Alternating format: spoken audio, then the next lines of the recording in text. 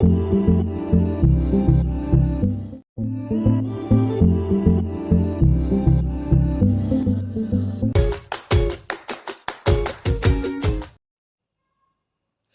बच्चों, कैसे हैं आप? उम्मीद है आप सब बहुत बढ़िया होंगे। तो चलिए आज से हम स्टार्ट करने वाले हैं रिवीजन सीरीज को बोर्ड एग्जाम के पर्पज से। ठीक है, तो आज हम देखने वाले हैं केमिस्ट्री का सबसे पहला चैप्टर सॉल्यूशन। ठीक है, तो कॉपी पेन निकाल के बैठिए। ठीक है, जो जो मैं इंपॉर्टेंट चीज बताऊं उसको लिखते जाइए। आज के चैप्टर में फॉर्मूले बहुत आएंगे, सारे फॉर्मूले लिख लीजिएगा क्योंकि सारे फॉर्मूले बहुत ज्यादा इंपॉर्टेंट हैं। ठीक है, और मैं आपका दोस्त विवेक कुमार शौरवंशी आप सबका स्वागत करता हूं एक बहुत ही अच्छे एजुकेशन प्लेटफॉर्म है जिसका नाम है मेगा माइंड्स ट्यूटोरियल। ठीक है, तो स्टार्ट करते हैं पहला चैप्टर सॉल्यूशन। तो सॉल्यूशन में हमको केवल और केवल जो है होमोजेनियस मिक्सचर में ट्रू सॉल्यूशन की बात करेंगे। हम केवल और केवल किसकी? ट्रू सॉल्यूशन की। जैसे कि सपोज दैट आपके घर में मेहमान आते हैं, तो आपने एक ग्लास लिया या जग लिया, उसमें आपने शुगर डाली, आपने क्या मिक्स करिए? शुगर डालते हैं आप शरबत बनाने के लिए, मेहमान वगैरह के लिए। ठीक है, तो ये जो शरबत बन के तैयार होते हैं, इसके बाद इसको क्या करते हैं?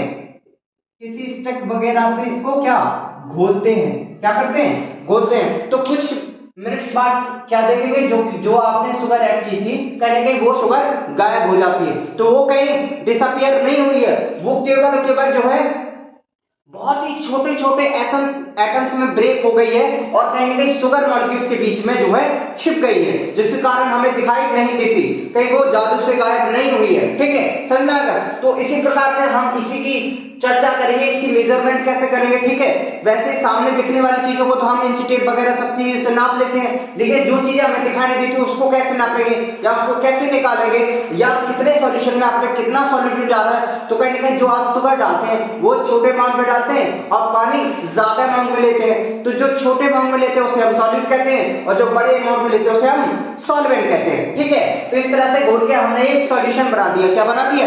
एक सॉल्यूशन। और ये सॉल्यूशन कैसा सॉल्यूशन है? ये एक होमोजेनियस सॉल्यूशन। क्या है? होमोजेनियस है और ट्रू सॉल्यूशन है। ठीक, गुड।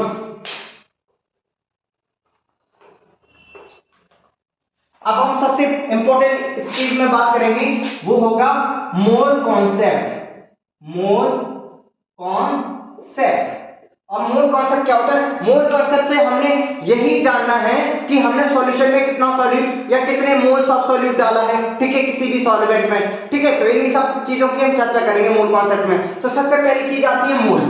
अच्छा, मोल क्या है? मोल कुछ नहीं है, मोल एक यूनिट है। क्या है? मोल एक यूनिट है जिसका मान, जैसे एक 1 kg आप यूज करते हैं, 1 kg यूज करते हैं, 1 kg में कितनी क्वांटिटी होती है? मान लो हम कहते हैं 1000 ग्राम होता है। उसी प्रकार 1 मोल में क्या होता है? 6.022 into 10 to the power 23।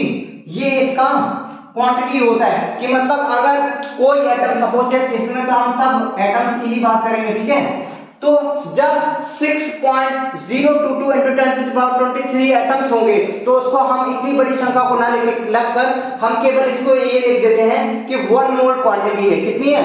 1 मोल है। तो आपको 1 मोल में कितने एटम्स होंगे तो आपको पता होना चाहिए कि 6.022 into 10 to the power 23 atoms होंगे। ठीक, चलो इतना हो गया। अब हम नंबर ऑफ मोल्स कैसे निकालेंगे? सपोज दैट आपने कोई भी सॉल्यूशन बनाया। ठीक है, तो आप सपोज दैट आपने शुगर ली, सपोज दैट आपने चम्मच में शुगर ली, तो इसका आप ग्राम में तो नाप लेंगे। ठीक है, लेकिन अगर जब ये सॉल्यूशन में मिक्स हो जाएगी, किसमें मिक्स हो जाएगी? सॉल्यूशन में। जब ग्लास में मिक्स हो जाएगी पानी के साथ, तब आप उसे ग्राम के तौर पे नहीं नाप सकते क्योंकि पूरा फिर उसमें पानी भी नापना पड़ेगा आपको। तो कहीं ना कहीं अब ये ग्राम वाला, ये तराजू वाला सिस्टम काम नहीं करेगा। तब आता है नंबर ऑफ मोल्स। ठीक है, तो हम पता करते हैं नंबर ऑफ मोल्स पता करते हैं। ठीक है, तो नंबर ऑफ मोल्स का फॉर्मूला क्या होता है कि जैसे जो आपने गिवन मास डाला, क्या डाला? जो आपने गिवन मास, जैसे चम्मच में जो मास ली था, पहले शुगर को नाप लो। ठीक है, शुगर को नाप ली, चलो ठीक है, गिवन मास हो गया। जैसे इनिशियली आपने चम्मच में शुगर ली थी ना, इसको नाप के डालेंगे। जैसे आपने सपोज 10 ग्राम डाली, कितनी डाली? 10 ग्राम डाली, तो 10 ग्राम क्या हो गया? ये आपका गिवन मास हो गया, इनिशियल मास। गिवन मास हो गया 10 ग्राम, क्या हो गया इनिशियल मास हो गया। अब इसको डिवाइड कर दो किससे, मोलर मास से, किससे मोलर मास से, ठीक है। तो नंबर ऑफ मोल्स का फॉर्मूला आ गया, नंबर ऑफ मोल्स का फॉर्मूला होता है given mass upon molar mass, ठीक है। अच्छा, गिवन मास को आप स्मॉल m से, ठीक है, और मोलर मास को आप कैपिटल M से, ठीक है। ये फॉर्मूला किसका आ गया, given mass upon molar mass, ये फॉर्मूला हो गया नंबर ऑफ मोल्स का फॉर्मूला। ये फॉर्मूला लाएंगे तो आपको नंबर ऑफ मोल्स मिल जाएंगे, ठीक है। अच्छा, दूसरी चीज देखते हैं हम, दूसरी चीज देखते हैं मोल फ्रैक्शन। क्या होता है मोल फ्रैक्शन। अच्छा, मोल फ्रैक्शन क्या होता है, जैसे कि सपोज आपने दो सॉल्यूशन ली, दो बीकर ले लिए, ठीक है, क्या ले लिए, दो बीकर ले लिया आपने, ठीक है। इन दोनों में सॉल्वेंट भरा हुआ है, ठीक है। इसमें कोई आप सॉल्यूट डाल रहे हैं, मिक्स कर रहे हैं आप, ठीक है। क्या कर रहे हैं, कोई भी एक सॉल्यूट क्या कर रहे हैं, मिक्स कर रहे हैं, ठीक है। अच्छा, मिक्स करके आपने इसमें क्या बनाया, सॉल्यूशन बनाया, ठीक है। और अब इन दोनों को मिला दिया, ठीक है, एक बड़े बीकर में दोनों बने, ठीक है। अब इस बीकर में आपने नमक चीनी दोनों डाल दी, क्या कर दी, आपने एक चम्मच से क्या करी, नमक डाला, और दूसरे चम्मच से क्या किया, आपने इसमें शुगर डाल दी। अब इसमें नमक और शुगर दोनों चीज होंगी, दोनों चीज डाल दी, ठीक है। अब इसमें नमक और चीनी दोनों चीजें होंगी, तो कहीं ना कहीं दो सॉलिड हो गए, कितने सॉलिड हो गए, दो सॉलिड हो गए। तो आप सॉलिड को एक को Na कह दो प्लस दूसरे को Nb कह दो, ठीक है, क्योंकि आपने एक ही वाटर सॉल्वेंट है, ऐसे वाटर सॉल्वेंट, ठीक है। तो आपने दो सॉलिड डाले, इसमें आपने चीनी भी घोल दी और इसमें नमक भी घोल दिया, तो दो चीज हो गई, तो सॉलिड कितने हो गए, दो सॉलिड हो गए, ठीक है। तो आपको मोल फ्रैक्शन निकालना है, तो ठीक है, सपोज दैट आपको दोनों के नंबर ऑफ मोल्स पता है, क्या है, दोनों के नंबर मोल्स पता है, Na और Nb। सपोज दैट तो हम निकालेंगे मोल फ्रैक्शन ऑफ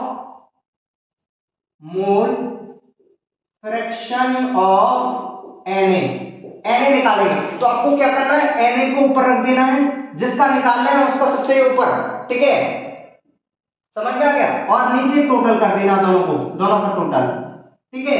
ये आपको क्या आ जाएगा, मोल फ्रैक्शन ऑफ Na आ जाएगी, ठीक है। अब दूसरी चीज क्या करेंगे, अब मोल फ्रैक्शन ऑफ Nb कैसे निकालेंगे। अच्छा, मोल फ्रैक्शन ऑफ Nb कुछ नहीं, तो आप यहां डालेंगे मोल फ्रैक्शन ऑफ Nb।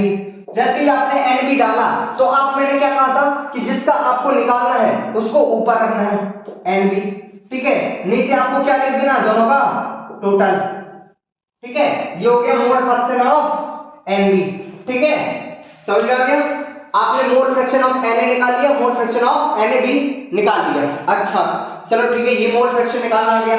चलो इसको अब एक चीज और देख लो कि अगर आप इन दोनों की मोल फ्रैक्शन को अगर टोटल करेंगे, क्या करेंगे, जैसे मोल फ्रैक्शन ऑफ Na और जिसको हम x से भी या चाय से भी, मोल fraction of A component plus mole fraction of xb, ठीक है। तो ये इक्वल होता है 1 के, ठीक है। अगर सपोज दैट आपने, ठीक है, Na कंपोनेंट की मोल फ्रैक्शन निकाल ली, Nb की निकाल लिए, तो कहने के अगर आप दोनों का टोटल करेंगे तो उनका जब सम करेंगे आप, तो वो कहने के 1 के इक्वल ही आएगा, क्या आएगा।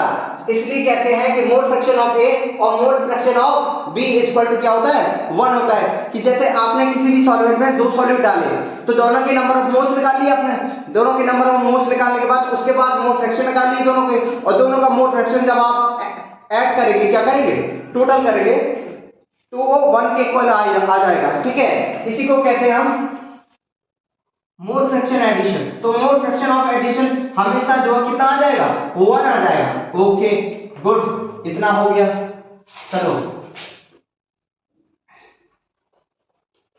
अब आपको परसेंटेज निकालना है।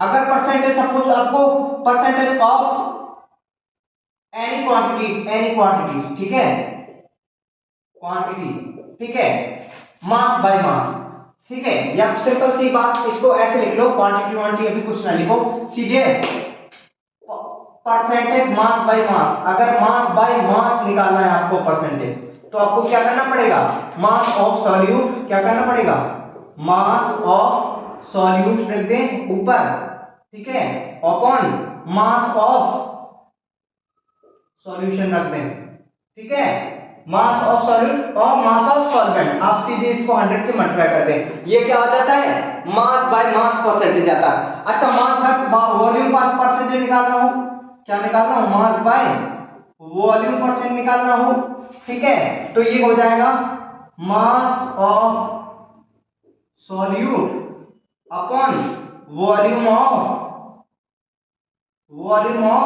सॉल्यूशन, क्या हो जाएगा, मास ऑफ सॉल्यूट और वॉल्यूम ऑफ सॉल्यूशन इनटू 100, ये क्या आ जाएगा आपका, मास बाय वॉल्यूम परसेंटेज आ जाएगा, मास बाय वॉल्यूम परसेंटेज, ठीक है। एक चीज और दी गई है, पार्ट पर मिलियन, तो उसका कुछ भी मतलब होता है, 1 मिलियन में 10⁻6 की पावर होती है, तो बस आपको केवल 100 की जगह क्या रखना है, 10⁻6 रखना है, वो पार्ट पर मिलियन आ जाता है, समझ में आ गया, गुड।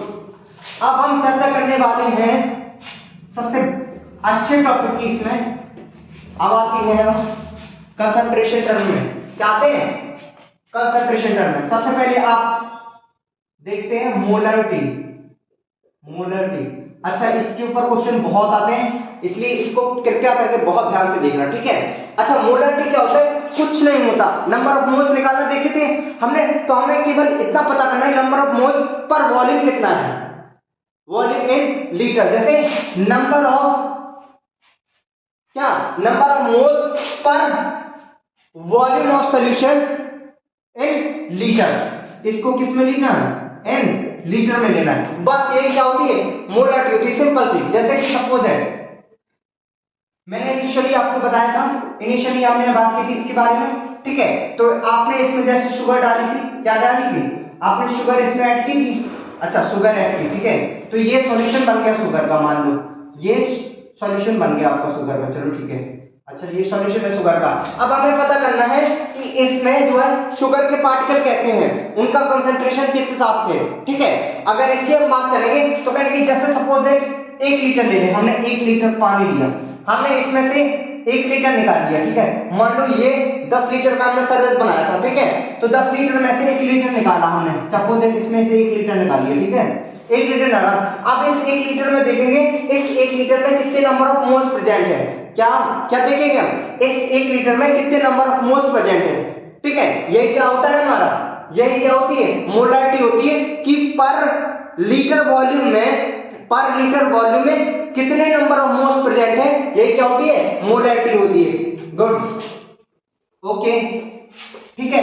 अच्छा, नंबर ऑफ मोल्स का फॉर्मूला क्या पढ़ा था हमने, given mass upon molar mass, given mass upon molar mass. अच्छा, और फिर नीचे क्या है, वॉल्यूम भी तो है नीचे, क्या है, वॉल्यूम, ठीक है, वॉल्यूम किसका होगा, ऑफ सॉल्यूशन, किसका वॉल्यूम होगा, सॉल्यूशन का, पूरे सॉल्यूशन का वॉल्यूम, ठीक है, मोलर मास इनटू सॉल्यूशन, ठीक है। अगर आप सपोज दैट इसको आपको क्या करना है, लीटर में है ये, तो ml में चेंज करेंगे तो क्या करेंगे, 1000 से मल्टीप्लाई, तो क्या करेंगे हम, वेट ऑफ A अपॉन, ये क्या हो जाएगा, capital M into V into 1000, ये आ गया फॉर्मूला आपका किसका, मोलरिटी का, लिख लीजिए, बिल्कुल नोट कर लीजिए, बहुत इंपॉर्टेंट है, हर साल क्वेश्चन आता ही आता है, बहुत बोर्ड के लिए बहुत ज्यादा इंपॉर्टेंट है मोलरिटी, ठीक, इतना हो गया, मोलरिटी खत्म हो गया। चलो सेकंड टर्म देखते हैं,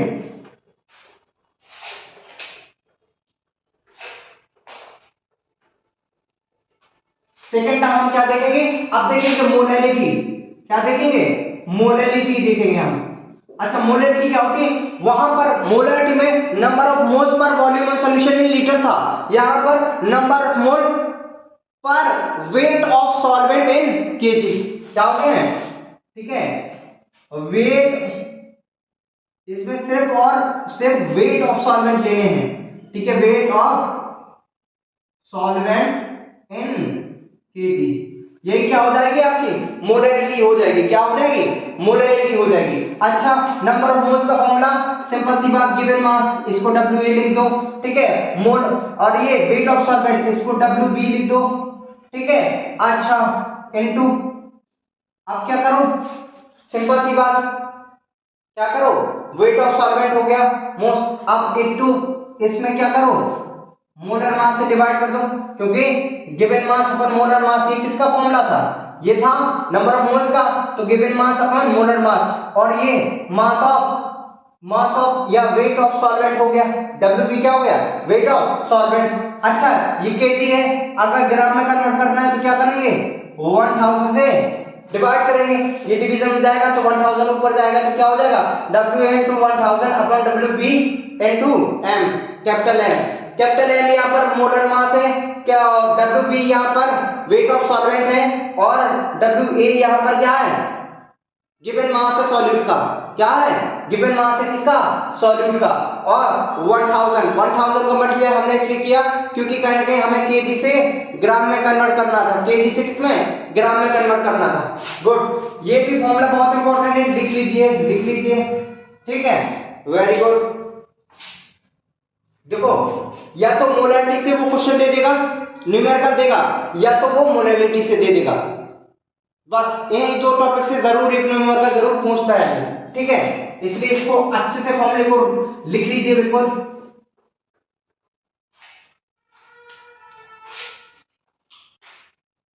अब तीसरा टर्म होता है नॉर्मेलिटी। अच्छा, नॉर्मेलिटी क्या होती है कि आपको कुछ नहीं करना है, इक्विवेलेंट मास या इक्विवेलेंट नंबर क्या लेंगे अब लेना है आपको इक्विवेलेंट नंबर, ठीक है, upon volume of solution, upon क्या लेंगे, volume of solution in litre. पहले हमने पढ़ा था, जो पहले मोलरिटी पढ़ा था, काफी हद तक मोलरिटी की जैसा है, केवल वहां पर क्या था, नंबर ऑफ मोल्स थे, यहाँ पर ग्राम इक्विवेलेंट नंबर है, क्या है, इक्विवेलेंट नंबर है, वहां पर नंबर ऑफ मोल्स थे, यहाँ पर इक्विवेलेंट नंबर। अच्छा, इक्विवेलेंट नंबर क्या होते हैं, तो इक्विवेलेंट वहां पर था, नंबर ऑफ मोल्स का फॉर्मूला होता था जो, वो मास अपॉन मोलर मास होता था, मोलर मास, ठीक है। यहां पर होगा इक्विवेलेंट नंबर इक्वल टू हो गया, क्या होगा, इक्विवेलेंट नंबर इक्वल टू होता है क्या, इक्विवेलेंट मास है, या इसको हम कहते हैं number of moles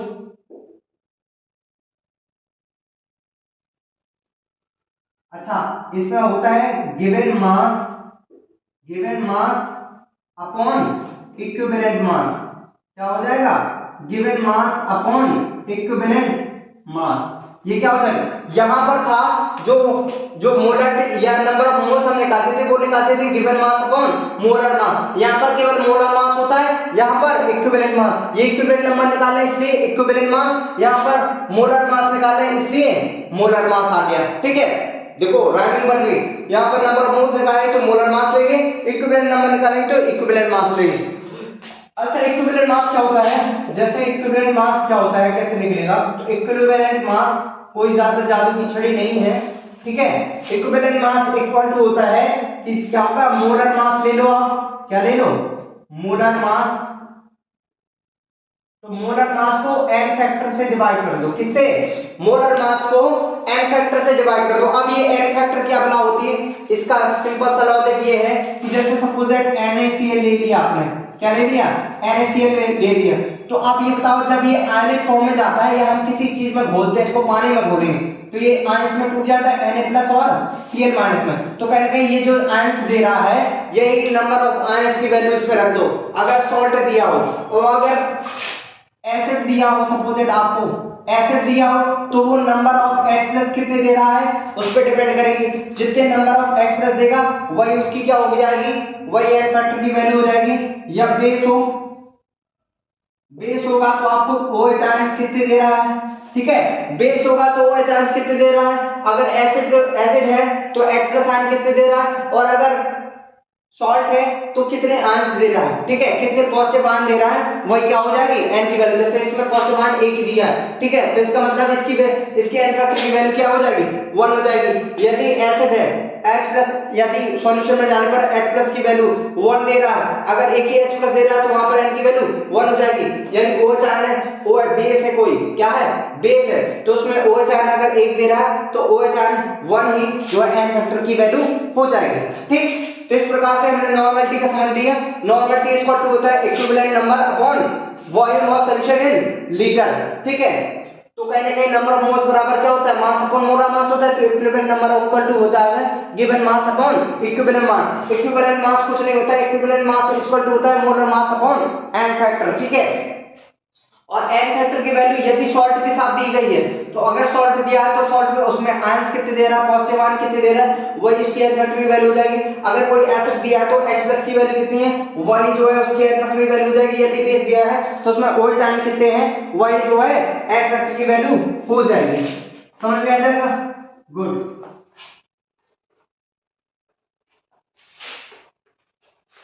okay, next topic हम पढ़ने जा रहे हैं। अब हम पढ़ने जा रहे हैं हेनरी लॉ। क्या पढ़ने जा रहे हैं, हेनरी लॉ, ठीक है, हेनरी लॉ, हेनरी लॉ के बारे में पढ़ने जा रहे हैं, ठीक है। हेनरी लॉ क्या होता है, हेनरी ने कहा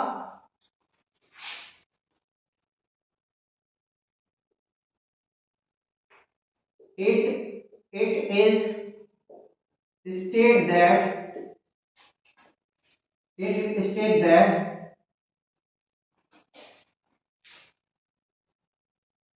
partial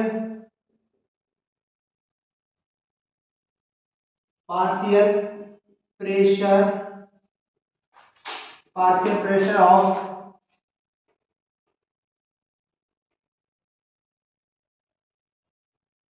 solution, ठीक है, partial pressure of solution is directly proportional to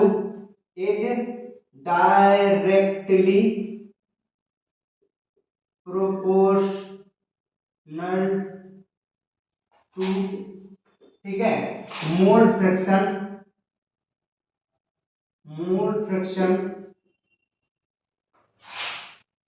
present,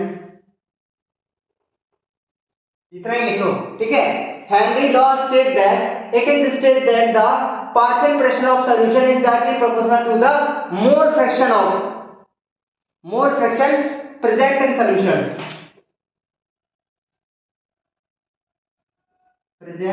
in solution, यही क्या हो जाएगा आपका हेनरी लॉ। हेनरी लॉ कुछ नहीं कहता है, हेनरी लॉ कहता है कि जो पार्शियल प्रेशर होगा किसी भी सॉल्यूशन का, वो डायरेक्टली प्रोपोर्शनल होगा उसके नंबर ऑफ मोल्स में या मोल फ्रैक्शन पे। क्या है, मोल फ्रैक्शन पे डिपेंड करेगा कि उसका पार्शियल प्रेशर कितना होगा, ठीक है। तो इसको सीधे सीधे डायरेक्टली हम लिख सकते हैं कि ये पार्शियल प्रेशर हो गया, ठीक है, ये डायरेक्टली प्रोपोर्शनल किसके होता है, मोल फ्रैक्शन, ठीक है, सपोज है मोल फ्रैक्शन के, ठीक है। अच्छा, जब भी प्रोपोर्शनलिटी का साइन हटाते हैं हम, जब भी प्रोपोर्शनलिटी का साइन हटाते हैं तो P इक्वल टू आ जाता है KH इनटू मोल फ्रैक्शन, ठीक है, ये आ जाता है, ठीक है।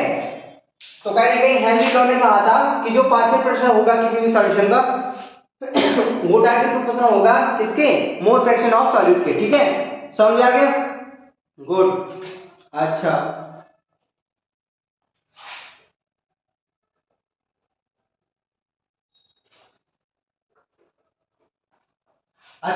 अब दूसरा टर्म देख रहे हैं हम। अब उसके बाद क्या आया, राउथ लॉ है, राउथ लॉ है। राउथ ने कहा कि देखें,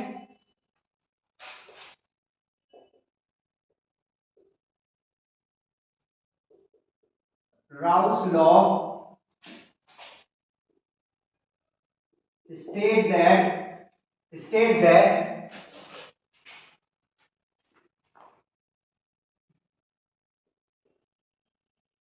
pressure of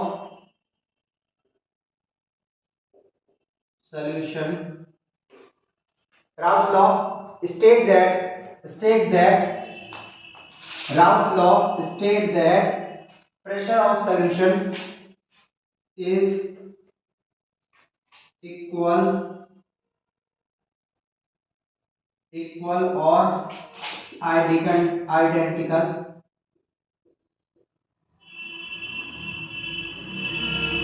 identical of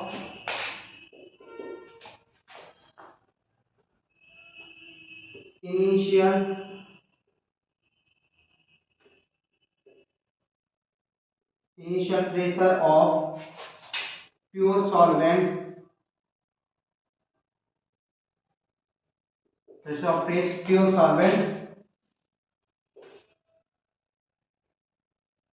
multiple of mole fraction।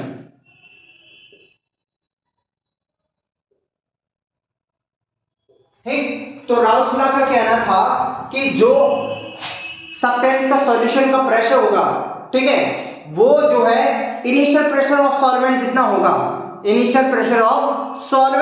होगा, वो उसके मल्टीप्लाई में होगा मोल फ्रैक्शन के। किसके? मोल फ्रैक्शन के। तो राउल्स लॉ बराबर होता है प्रेशर, या हम इसको टोटल प्रेशर भी कह सकते हैं। तो ये क्या टोटल प्रेशर इक्वल टू होता है क्या इनिशियल प्रेशर ऑफ किसी भी सॉल्वेंट का, ठीक है, और मोल फ्रैक्शन, ठीक है, यही होता है क्या राउल्स लॉ। ठीक है, क्या होता है ये राउल्स लॉ। ठीक, इतना समझा गया? अच्छा, गुड। सपोज दैट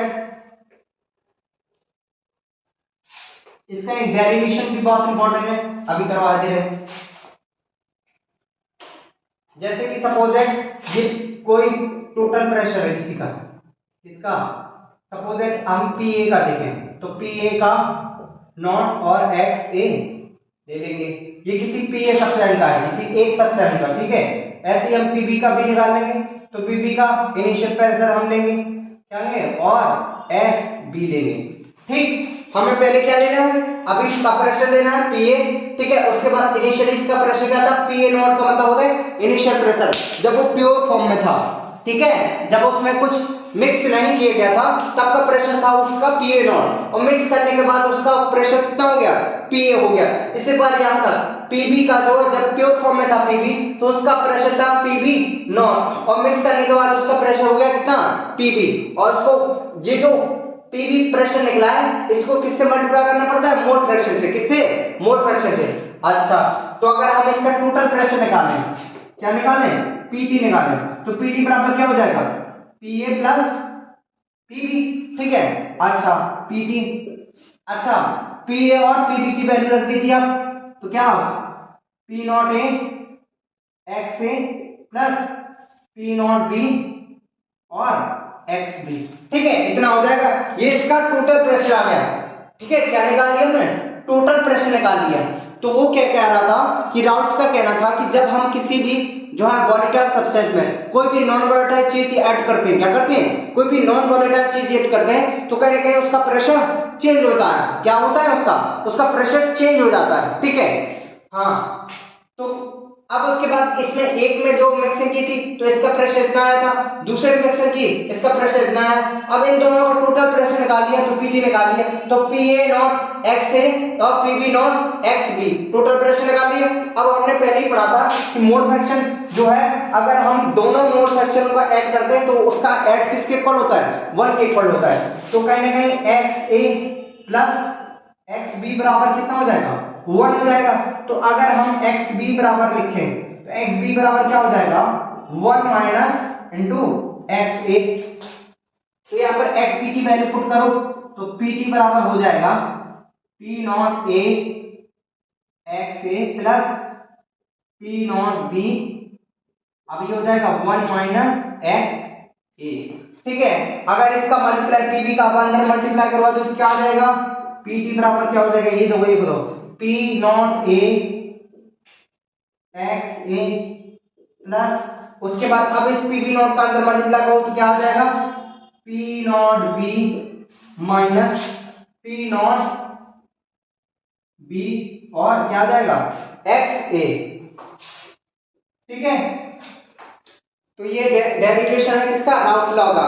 ठीक है, तो ये भी कर लेना, कभी कभी पूछ लेता है टोटल प्रेशर कैसे निकालेंगे, तो इस प्रकार से टोटल प्रेशर आपको पुट कर देना है। और ध्यान रखना ये जो अब एक्स ए एक्स बी की वैल्यू पुट करना है या एक्स ए वैल्यू की पुट करना है, ये डिपेंड करेगा कि जिसकी वैल्यू ज्यादा होगी, जिसका वेपर प्रेशर ज्यादा होगा, उसी की आपको एक्स ए या एक्स बी की वैल्यू ले लेना है। ठीक है, समझ लेना। ओके, नेक्स्ट टॉपिक स्टार्ट करते हैं।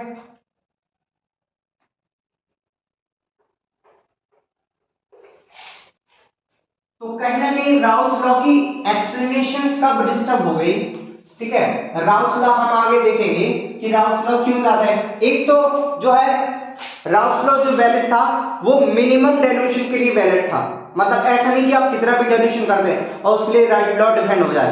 तो कहने के ये लिमिटेशन थी राउस लॉ की कि आप जो है मिनिमम डाइल्यूशन की ही कंसंट्रेशन का प्रेशर निकाल सकते हैं आप राउस लॉ से। ऐसा नहीं कि आप कितनी भी डाइल्यूशन कर दें और उसके बाद प्रेशर ही सही दे दें। ठीक है, तो कहने के ये इसकी लिमिटेशन थी। समझ में आ गया। अब इसमें हम आते हैं सबसे पहले ideal and non ideal solution. Ideal and non ideal solution, ये क्या होता है? Ideal and non ideal solution. अच्छा, आइडियल सॉल्यूशन क्या होता है कि जो है राउस लॉ को कंप्लीटली फॉलो करता है, उसे हम क्या कहते हैं? Ideal solution. Non ideal solution क्या होता है कि जो राउस लॉ को फॉलो ना करे। अच्छा, राउस लॉ का आइडियल सॉल्यूशन एक ये होता है, जैसे इसकी डेफिनेशन भी लिख लीजिए आप, राउस लॉ की डेफिनेशन या आइडियल सॉल्यूशन की आप डेफिनेशन लिख लीजिए।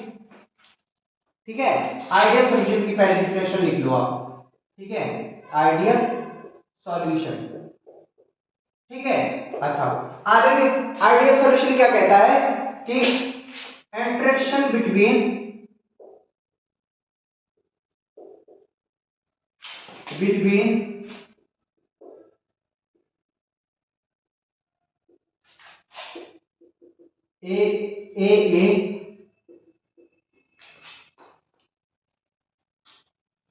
ए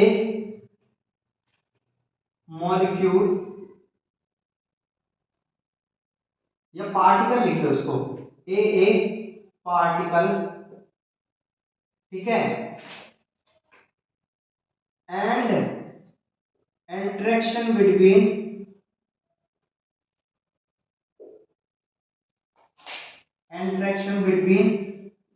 बी पार्टिकल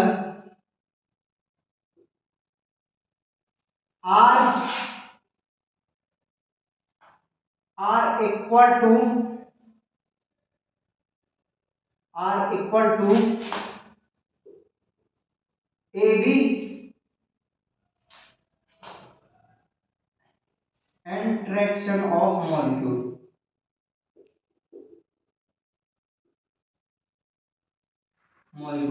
तो वो आइडियल सॉल्यूशन वो सॉल्यूशन होता है कि जैसे कि कोई सब्सटेंस जब प्योर फॉर्म में है, सपोज दैट कोई भी एक सब्सटेंस ले लीजिए ए, ठीक है, और उसको आप किसी दूसरे और एक बी भी है, तो जो जैसे जैसे एक वाटर है, सपोज एक बेंजीन का सॉल्यूशन है, तो बेंजीन के साथ जो इंटरेक्शन है, इंटरेक्शन मतलब बेंजीन और बेंजीन के बीच में जितना फोर्स ऑफ अट्रैक्शन है, और दूसरा हम कोई और ले लें, सपोज दैट बेंजीन और दूसरा हम एसीटोन ले लें या कुछ और ले लें, ठीक है, तो जो इंटरेक्शन हमारा एसीटोन के बीच में, मैंने एक एग्जांपल लिया है, ठीक है, तो कहीं ऐसा कोई सब्सटेंस ले लीजिए जिसके पार्टिकल्स के सेम पार्टिकल के बीच में जितना इंटरेक्शन है, अगर आप दोनों को मिला देते हैं तो वो डिफरेंट पार्टिकल के बीच में भी उतना ही जो है इंटरेक्शन होना चाहिए।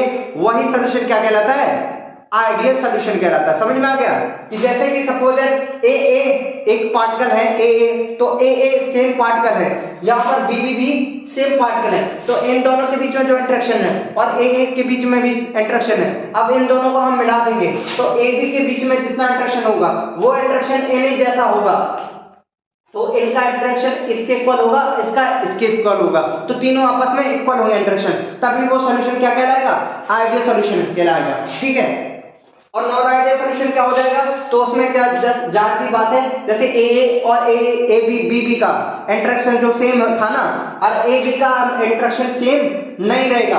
अगर सेम ना रहे ए बी का इंटरेक्शन ए बी बी और ए के, तो वो कहीं ना कहीं क्या हो जाएगा, नॉन आइडियल सॉल्यूशन हो जाएगा। समझ में आ गया?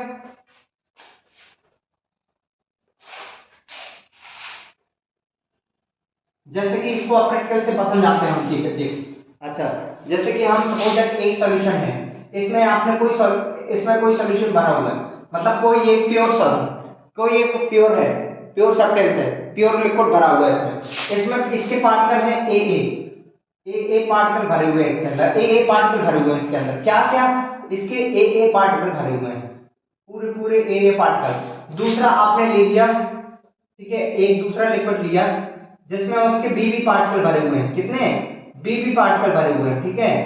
अच्छा, बीबी पार्टिकल भरे हुए हैं, तो अगर बीबी पार्टिकल भरे हैं तो कहेंगे बीबी के बीच में फोर्स ऑफ अट्रैक्शन लग रहा होगा। इंटरेक्शन कुछ नहीं होता है इनके बीच का, फोर्स ऑफ अट्रैक्शन, ठीक है, समझ आ गया, इनके बीच का फोर्स ऑफ अट्रैक्शन।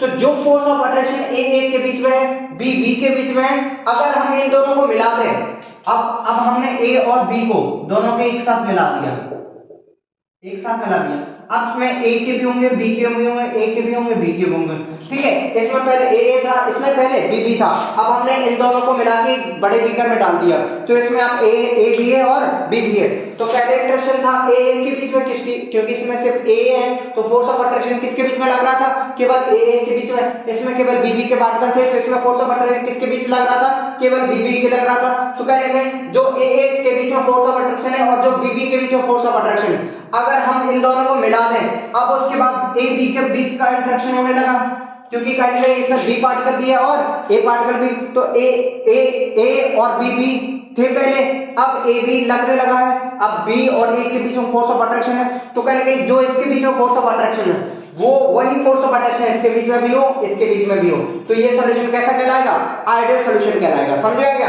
जैसे ही इनिशियली जो इंटरेक्शन था सेम पार्टिकल के बीच में, अगर डिफरेंट पार्टिकल हमने दोनों को मिक्स कर दिया और जो डिफरेंट पार्टिकल के बीच में इंटरेक्शन है वो जो है सेम पार्टिकल के जैसा ही है, तो कहेंगे वो सॉल्यूशन कैसा है, आइडियल सॉल्यूशन है। क्या है, आइडियल सॉल्यूशन। तो कहेंगे जब हम ग्राफ बनाते हैं आइडियल और नॉन आइडियल सॉल्यूशन का, तो देखते हैं,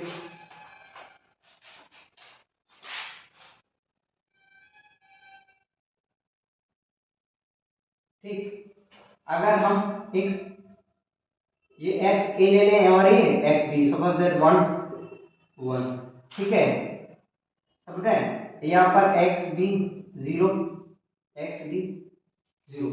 अब इसका यहाँ पर प्रेशर ले लें, क्या ले लें, यहाँ पर हम प्रेशर मेजर करेंगे, क्या मेजर करेंगे, हम प्रेशर देखेंगे, यहाँ पर प्रेशर देखेंगे, ठीक है। तो जो आइडियल गैस का जो वो आता है, आइडियल गैस, आइडियल सॉल्यूशन का जो ग्राफ आता है वो कुछ ऐसा आता है, देखिए।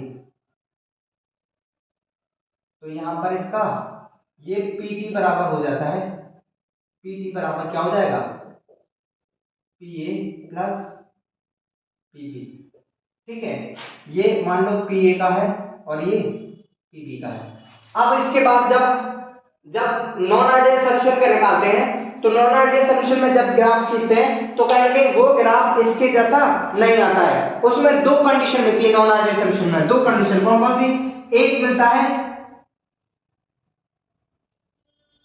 एक पहला जो मिलता है वो मिलता है एक्सपेंशन, क्या मिलता है, एक्सपेंशन, ठीक है, क्या मिलता है, एक्सपेंशन मिलता है, ठीक है।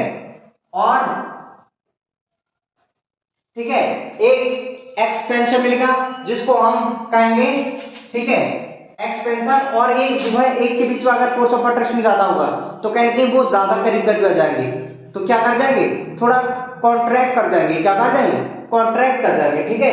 तो इसी को एक्सपेंशन को और कॉन्ट्रैक्शन को ही हम क्या कहते हैं, पॉजिटिव डेविएशन और नेगेटिव डेविएशन। इसी कंडीशन को हम क्या कहते हैं, पॉजिटिव डेविएशन को पॉजिटिव डेविएशन,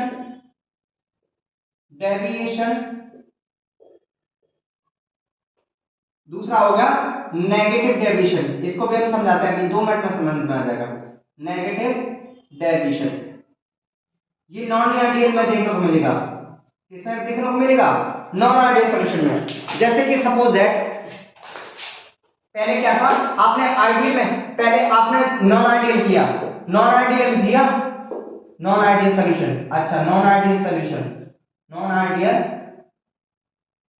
सॉल्यूशन ये ले लिया आपने, नॉन आइडियल सॉल्यूशन ले लिया, ठीक। अच्छा जैसे ही नॉन आइडियल सॉल्यूशन लिया आपने, ठीक है। अच्छा तो नॉन आइडियल का कंडीशन क्या होता है, जैसे ए के बीच में इंटरेक्शन था और बी के बीच में जो इंटरेक्शन था, ए और बी के बीच में, ठीक है, ये इक्वल था ए और ए बी, और ए बी ये क्या होगा, इक्वल नहीं होगा, क्या नहीं होगा, तभी तो नॉन आइडियल होगा।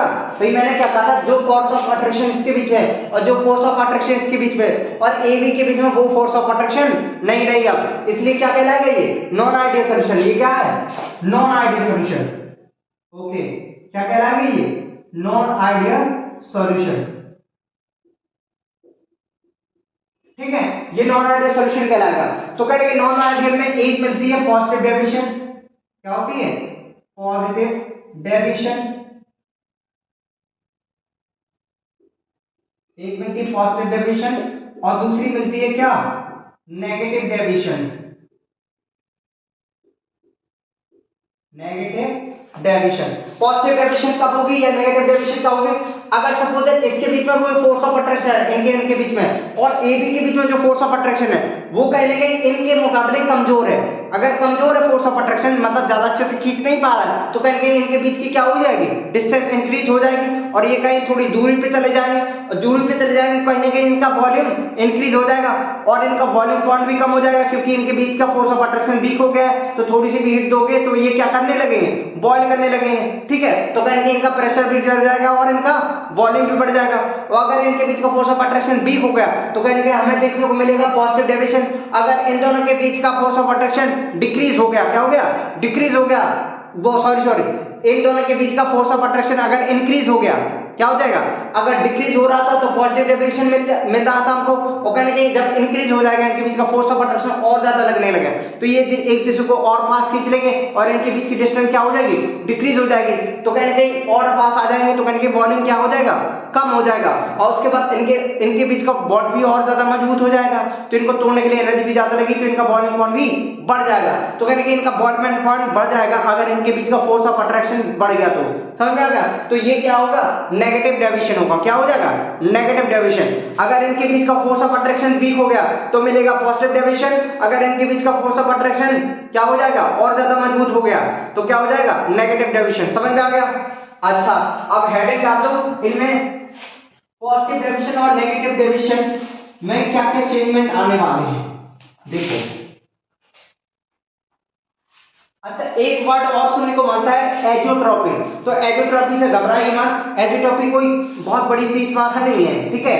एजियोट्रॉपी का मतलब होता है कि जैसे दो सॉल्यूशन को आप ऐड कर रहे हैं, मिक्स कर रहे हैं, या दो चीजों को आप क्या कर रहे हैं, मिक्सअप कर रहे हैं, तो मिक्सअप करने के बाद जो आपका प्रोडक्ट फॉर्म हो रहा है, जो सॉल्यूशन फॉर्म हो रहा है, उस सॉल्यूशन का बॉइलिंग पॉइंट भी अलग होगा और उस सॉल्यूशन का प्रेशर भी अलग होगा, तो कहीं ना कहीं वो जो बॉइलिंग पॉइंट मिलेगा आपको या तो मिनिमम होगा, पहले से कम हो जाएगा, या तो फिर पहले से बढ़ जाएगा, क्योंकि पहले से या तो फोर्स ऑफ अट्रैक्शन इंक्रीज हो जाएगा या पहले से फोर्स ऑफ अट्रैक्शन डिक्रीज हो जाएगा। तो कहने कि जब अगर इंक्रीज हो गया उनके बीच का फोर्स ऑफ अट्रैक्शन, तो कहने कि उनका प्रेशर क्या हो जाएगा, डिक्रीज हो जाएगा और वॉल्यूम भी डिक्रीज हो जाएगा।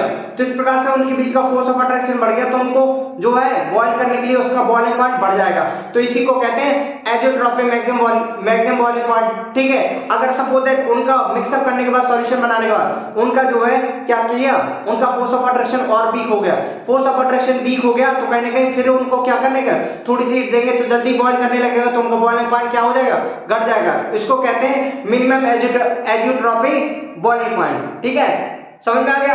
एजियोट्रॉपी कुछ नहीं होता है कि दो आप सब्सटेंस को, जब दो लिक्विड को आप मिक्सअप करते हैं तो वही क्या होती है, एजियोट्रॉपी होती है, ठीक है। और उसको उस एजियोट्रॉपी के लिए या मिक्सिंग करने के बाद जो उनका बॉइलिंग पॉइंट होगा, बॉइलिंग पॉइंट मेजर करेंगे, यदि वो कम हो जाएगा तो एजियोट्रॉपी मिनिमम बॉइलिंग पॉइंट, ठीक है। अगर बॉइलिंग पॉइंट बढ़ जाएगा तो कहेंगे एजियोट्रॉपी मैक्सिमम बॉइलिंग पॉइंट। समझ आ गया, गुड, वेरी गुड, ठीक है। तो एक तरफ आप डाल लीजिए, ठीक है, पॉजिटिव डेविएशन, पॉजिटिव डेविएशन, और एक तरफ डाल लीजिए आप नेगेटिव डेविएशन, ठीक है। पॉजिटिव डेविएशन में क्या हो जाएगा, वॉल्यूम क्या कर जाएगा, वॉल्यूम क्या हो जाएगा, चेंज इन वॉल्यूम क्या आ जाएगा, पॉजिटिव आ जाएगा। क्या आ जाएगा, चेंज इन वॉल्यूम क्या हो जाएगा, बढ़ जाएगा। पॉजिटिव डेविएशन में क्या हो जाएगा, पॉजिटिव डेविएशन में क्या हो जाएगा भैया, वॉल्यूम बढ़ जाएगा, क्योंकि मॉलिक्यूल मॉलिक्यूल के बीच में फोर्स ऑफ अट्रैक्शन डिक्रीज हो गया, वॉल्यूम बढ़ गया। अच्छा, और प्रेशर भी क्या हो जाएगा, चेंज इन प्रेशर भी क्या हो जाएगा, पॉजिटिव आएगा, मतलब इंक्रीज हो जाएगा, इंक्रीज हो जाएगा। क्योंकि भाई बहुत जल्दी ये पेपर फॉर्म में आ जाएगा, क्योंकि इनके बीच का फोर्स ऑफ अट्रैक्शन घट चुका है। फोर्स ऑफ अट्रैक्शन घटेगा तो जल्दी टूटने नहीं लगेंगे बॉन्ड, और जल्दी टूटने लगेंगे तो जल्दी पेपर फॉर्म में भी आएंगे, और जल्दी पेपर फॉर्म में आए तो बहुत ज्यादा प्रेशर क्रिएट कर सकते हैं। ठीक है, अब उनके बीच का ए बी भी, जैसे ए इंटरेक्शन था और इक्वल था बी बी इंटरेक्शन के, और अब जो ए बी होगा, जो ए बी इंटरेक्शन होगा वो लेस देन होगा एन से। इनके बीच का जो इंटरेक्शन जो है, इनके बीच जो इंटरेक्शन होगा वो कम होगा इसके कंपैरिजन में और इसके कंपैरिजन में। और पॉजिटिव नेगेटिव डेविएशन में इसका जस्ट उल्टा हो जाएगा, इसमें वॉल्यूम क्या हो जाएगा, डिक्रीज हो जाएगा, वॉल्यूम क्या हो जाएगा, डिक्रीज हो जाएगा। ठीक है, इसमें वॉल्यूम क्या हो जाएगा, इंक्रीज हो जाएगा। इसमें जो है प्रेशर क्या हो जाएगा, इंक्रीज हो जाएगा, प्रेशर क्या कर जाएगा, इंक्रीज कर जाएगा। अब इनके बीच में ए और इक्वल टू बी बी। ठीक है, जैसे ए था और बी बी था, इनका इक्वल था। अब इसका जो है ए बी इंटरेक्शन जो होगा वो बढ़ जाएगा। ये बता रहा है कि अगर ये पॉजिटिव डेविएशन में ए बी का इंटरेक्शन बी बी और ए से कम हो जाता है, और नेगेटिव डेविएशन में ए बी के बीच का इंटरेक्शन बी बी और ए से ज्यादा हो जाता है, इसलिए इनके बीच में फोर्स ऑफ अट्रैक्शन क्या हो जाता है, बढ़ जाता है। नेगेटिव डेविएशन में फोर्स ऑफ अट्रैक्शन बढ़ जाएगा, पॉजिटिव डेविएशन में फोर्स ऑफ अट्रैक्शन कम हो जाएगा। ठीक है, इसमें फोर्स ऑफ अट्रैक्शन कम हो जाएगा, इसलिए इसका साइज बढ़ जाएगा। इसमें फोर्स ऑफ अट्रैक्शन और बढ़ जाएगा, इसलिए इसका साइज क्या कर जाएगा, डिक्रीज कर जाएगा। साइज डिक्रीज करना मतलब उसका वॉल्यूम कम होना, वॉल्यूम कम होगा तो कहीं ना कहीं उसके बीच में फोर्स ऑफ अट्रैक्शन बढ़ गया, फोर्स ऑफ अट्रैक्शन बढ़ गया तो कहीं ना कहीं उनका प्रेशर भी कम हो जाएगा। क्या हो जाएगा, प्रेशर भी डिक्रीज करेगा, सॉरी प्रेशर क्या करेगा, डिक्रीज करेगा। ठीक है, प्रेशर भी डिक्रीज करेगा, इसमें सब इंक्रीज करेगा, वॉल्यूम इंक्रीज करेगा, प्रेशर इंक्रीज करेगा, इसमें वॉल्यूम डिक्रीज करेगा, प्रेशर भी डिक्रीज करेगा। ठीक है, इसमें इंटरेक्शन जो है पहले के अकॉर्डिंग क्या हो जाएगा, कम हो जाएगा, उसमें बढ़ जाएगा।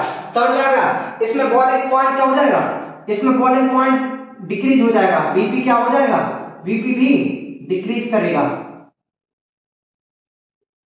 डिक्रीज। ठीक है, इसमें बीपी क्या होगा, बीपी मतलब बॉइलिंग पॉइंट, याद रखना, बीपी क्या करेगा, इंक्रीज करेगा। समझ में आ गया। ये 4 पॉइंट जरूर याद रखना। ठीक है, क्या हो जाएगा, ये 4 पॉइंट जरूर याद रखना। ठीक है, हैशटैग डाल के लिख लो। ठीक है, बहुत शॉर्ट में करवाया है मैंने, ताकि जल्दी जल्दी याद हो जाए आपको। ठीक है, कोई बड़ा पॉइंट नहीं लिखवाया है मैंने, सब छोटे छोटे पॉइंट, बेसिक पॉइंट बनाए हैं बस। ठीक है, और ये 5 पॉइंट याद रखना, ये 5 पॉइंट होते हैं, ये पॉजिटिव। ठीक है, ठीक है,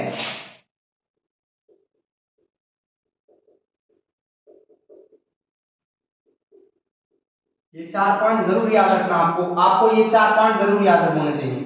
ठीक है, पूछे जाते हैं अक्सर एग्जामों में।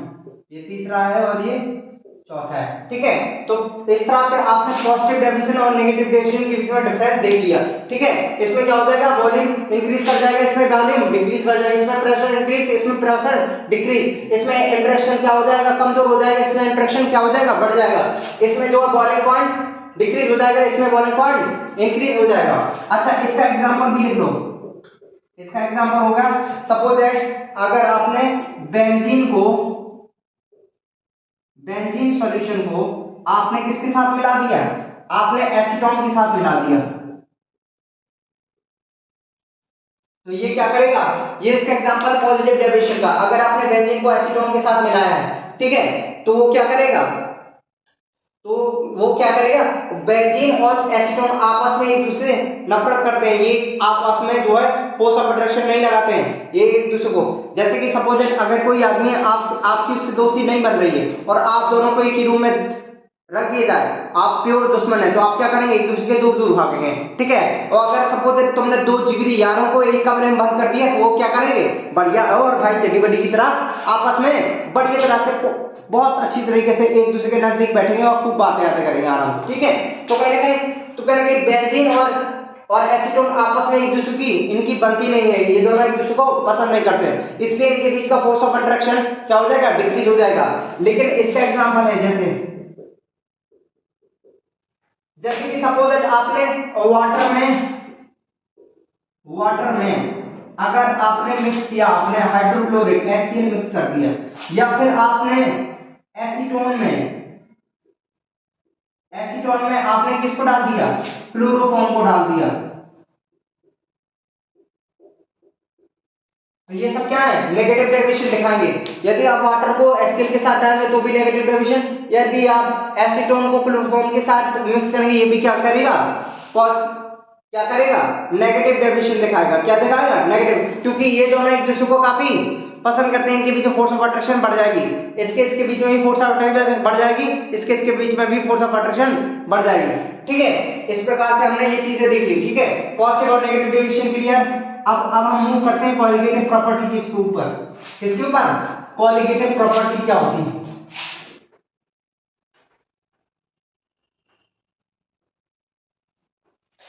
तो कॉलिगेटिव प्रॉपर्टी कुछ नहीं होता है, जिसे माइनस से चेंज मेजर किया जाता है कि जैसे सपोज दैट आपने कोई भी ऐसा सॉल्यूशन ले लिया, पहले अब कोई भी ऐसी चीज ले लिया आपने, उसमें किसी दूसरी चीज का मिक्स कर दिया, कोई भी एक लिक्विड ले लिया उसमें दूसरा लिक्विड मिक्स कर दिया, तो कहने की उस दूसरा लिक्विड मिक्स करने के बाद कहने की उसका कुछ चेंजमेंट आएगा कि नहीं, चेंजमेंट आएगा, उसकी फिजिकल क्वांटिटी में भी चेंज आएगा, उसकी फिजिकल प्रॉपर्टी में भी चेंज आएगा, कहने की उसका बॉइलिंग पॉइंट बढ़ जाएगा या घट जाएगा, या फिर उसका फ्रीजिंग पॉइंट डिक्रीज हो जाएगा या बढ़ जाएगा, ठीक है। ऐसे कुछ होगा ना कुछ तो होगा ही चेंजमेंट। अगर हम एक लिक्विड में दूसरी लिक्विड को मिक्स करेंगे तो कुछ ना कुछ चेंज तो आएगा ही आएगा, तो उसकी यही उसकी कॉलिगेटिव प्रॉपर्टी होती है, जैसे कि डिप्रेशन एंड फ्रीजिंग पॉइंट हो गया, ठीक है, या फिर एलिवेशन एंड बॉइलिंग पॉइंट हो गया, या फिर जो है आपका जो है ऑस्मोटिक प्रेशर हो गया, ठीक है। और चौथा क्या हो, वेट ऑफ फैक्टर भी देख सकते हैं या पार्शियल प्रेशर भी देख सकते हैं। क्या होता है पार्शियल प्रेशर, पहले मतलब इनिशियली प्रेशर कितना था, बाद में फिर प्रेशर क्या हो जाएगा, डिक्रीज हो जाएगा ना, डी गुड, वेरी गुड, ठीक है। सबसे पहले देखते हैं हम क्वांटिटी, ठीक है, elevation and boiling point.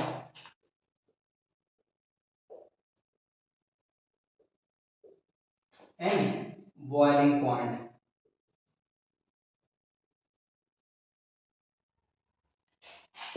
Boiling point, ठीक, ये क्या होता है, एलिवेशन एंड बॉइलिंग कुछ नहीं होता है कि जैसे अगर आप चेंज इन वॉल्यूम निकालें, चेंज इन टेम्परेचर निकालें, तो वो डायरेक्टली प्रोपोर्शनल हो जाता है किसके, मोलैलिटी के, किसके, डायरेक्टली प्रोपोर्शनल हो जाता है मोलैलिटी के, ठीक है, गुड। या इसको हम परिभाषित रूप पे डेफिनेशन के तौर पे भी लिख सकते हैं, ठीक है। अच्छा ये क्या होता है,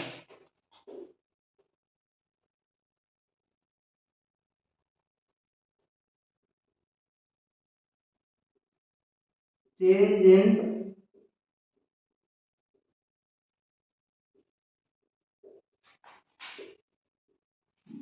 बॉइलिंग पॉइंट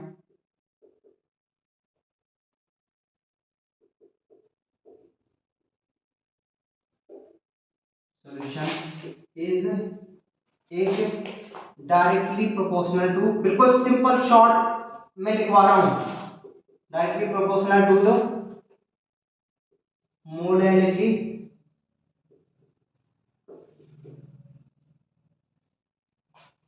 ऑफ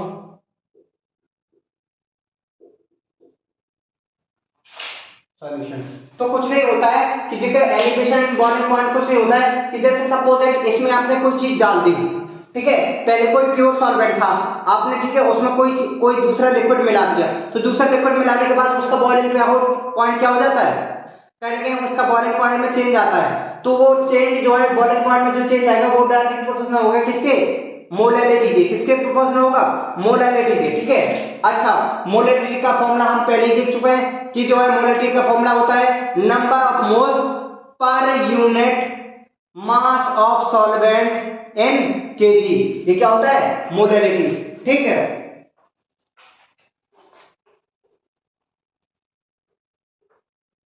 ठीक है।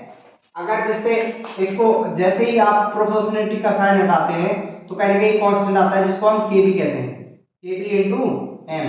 ठीक है, मोलरिटी का फॉर्म होता है तो टीबी। अच्छा, मोलरिटी का यहाँ पर फॉर्मूला रख देंगे तो केबी इनटू क्या हो जाएगा? नंबर ऑफ मोल्स अपॉन क्या आ जाएगा?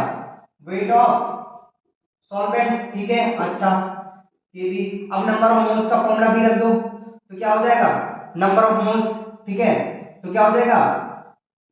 Given mass upon molar mass. Given mass upon क्या हो जाएगा? Given mass into molar mass हो जाएगा और ये मास ऑफ सॉल्वेंट हो जाएगा। ठीक है, इनटू क्या हो जाएगा? 1000। यही होता था तो फॉर्मूला बनेगा Kb into WA into 1000 upon M into WB। अब यहां पर ये देख लो, जो Kb क्या होता है? ये कांस्टेंट है किसका? Boiling point constant. ठीक है, change in boiling point constant. ठीक है, या एलिवेशन बॉइलिंग पॉइंट कांस्टेंट। ठीक है, क्या हो जाएगा? Kb क्या हो जाएगा? बॉइलिंग पॉइंट कांस्टेंट है। ठीक है, और We क्या है? सॉल्यूट का मास है। किसका मास है? सॉल्यूट का मास है। 1000 मल्टीप्लाई इसलिए किया कहने की हमें केजी को ग्राम में कन्वर्ट करना था। ठीक है, एम क्या है? कैपिटल एम है मोलर मास, और WB क्या है? मास ऑफ सॉल्वेंट है। ठीक है, गुड, वेरी गुड। देखो बेटा, रिवीजन सीरीज है तो कहीं नहीं हमें फास्ट चलना ही पड़ेगा क्योंकि हमें कहीं नहीं पूरे चैप्टर कवर करना है। अब हो जाएगा डिप्रेशन इन फ्रीजिंग पॉइंट। दूसरा क्या हो जाएगा? डिप्रेशन इन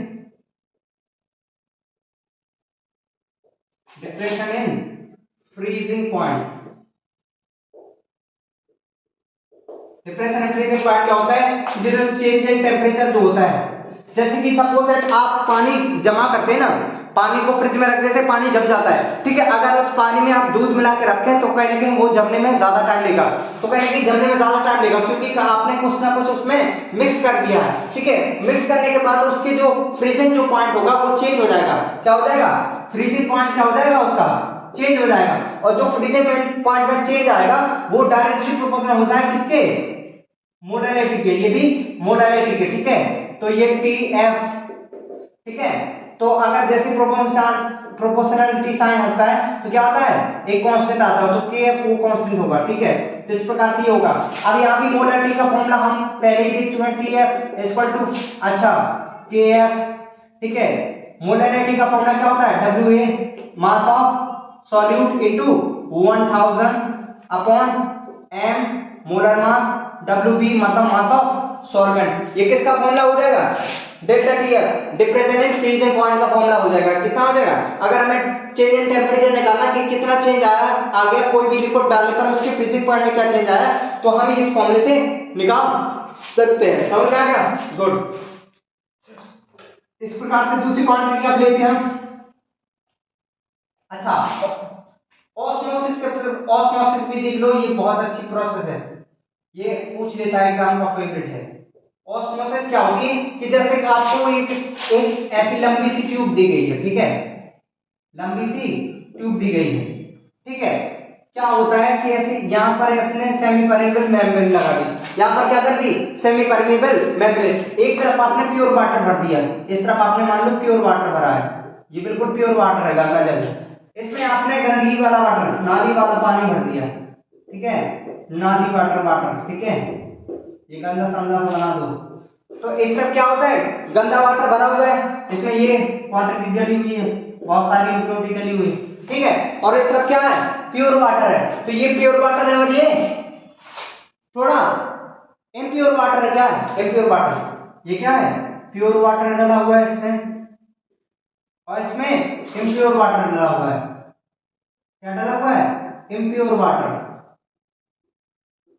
इम्प्योर वाटर डला हुआ है। ठीक है, तो कह रहे हैं ये जो होता है कि हमने पहले से ही पढ़ चुके हैं कि जो है क्या होता है कि हाई कंसंट्रेशन से पार्टिकल लोअर कंसंट्रेशन की तरफ मूव करते हैं। क्या होता है? हायर कंसंट्रेशन से लोअर कंसंट्रेशन की तरफ मूव करते हैं। ठीक है, इसी को हम क्या कहते हैं? डिफ्यूजन। लेकिन यही डिफ्यूजन वाली प्रोसेस जब in the presence of semi permeable membrane, जिसको हम क्या कहते हैं? शॉर्ट फॉर्म में कहें SPM, एसपीएम का मतलब क्या होता है? Semi permeable membrane. तो अब बीच में अगर सेमी परमेबल मेम्ब्रेन लगा लें तो कहने कि इस तरफ हाई कंसंट्रेशन और इस बार लो कंसंट्रेशन। अच्छा, कुछ लोग पूछ रहे होंगे सर इस तरफ हाई कंसंट्रेशन कैसे है? क्योंकि भैया इसमें पूरा प्योर पानी भरा हुआ है, तो कहने कि वाटर के मॉलिक्यूल ज्यादा होंगे, और इस तरफ वाटर के साथ साथ कई सारी गंदगियां भरी हुई है, तो कहने कि वाटर के मॉलिक्यूल कम होंगे। तो वाटर के मॉलिक्यूल कम होंगे तो इस तरफ वाटर का कंसंट्रेशन क्या है? कम है। इस तरफ वाटर का कंसंट्रेशन क्या है? ज्यादा है। तो कहने कि इस तरफ की कंसंट्रेशन को पूरा करने के लिए ये वाटर यहां से यहां मूव करेगा, लेकिन हमें क्या करना था? इम्प्योर से प्योर बनाना था। तो कहने कि हमें, अरे हम तो देख रहे हैं कि भैया यहाँ पर तो प्योर वाला भी इम्प्योर बनता जा रहा है, तो हम क्या करेंगे? यहां से प्रेशर अप्लाई करेंगे। क्या करेंगे? प्रेशर अप्लाई करेंगे। इसी को कहते हैं हम ऑस्मोटिक प्रेशर।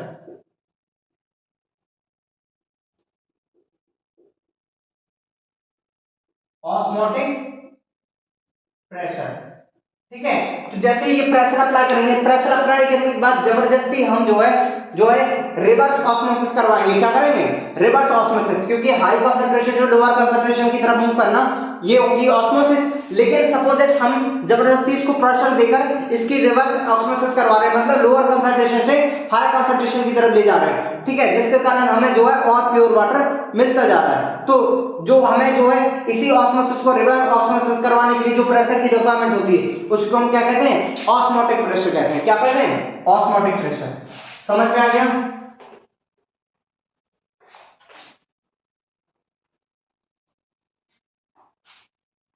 ठीक है। अच्छा, ऑस्मोटिक प्रेशर को डिनोट किया जाता है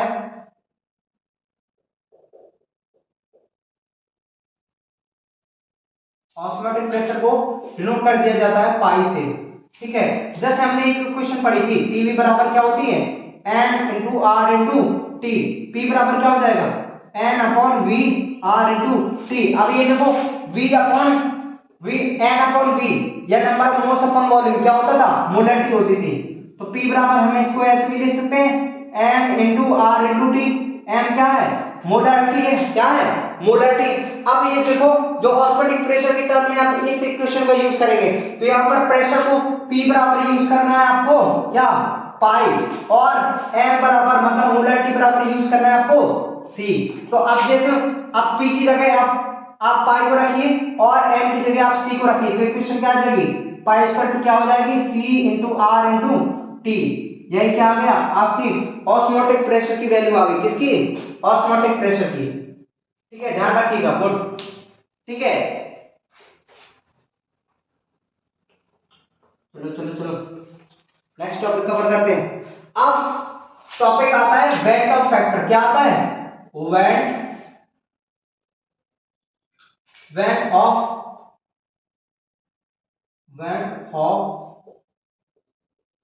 फैक्टर। वेट ऑफ फैक्टर, ठीक है। ये क्या होता है? इसको आई से डिनोट कर दिया जाता है। क्या सर? आई से। इसमें क्या कहा था? ऑब्जर्व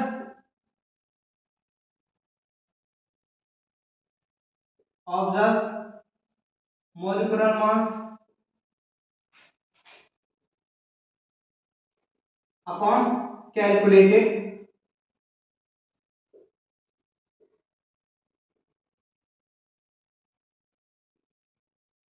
अब ये क्या बता है? देखो हम बताते हैं भाई। जैसे कि सपोज दैट आपने इनिशियली जो है आपने कोई भी एक सब्सटेंस ले लिया, कोई भी एक लिक्विड ले लिया।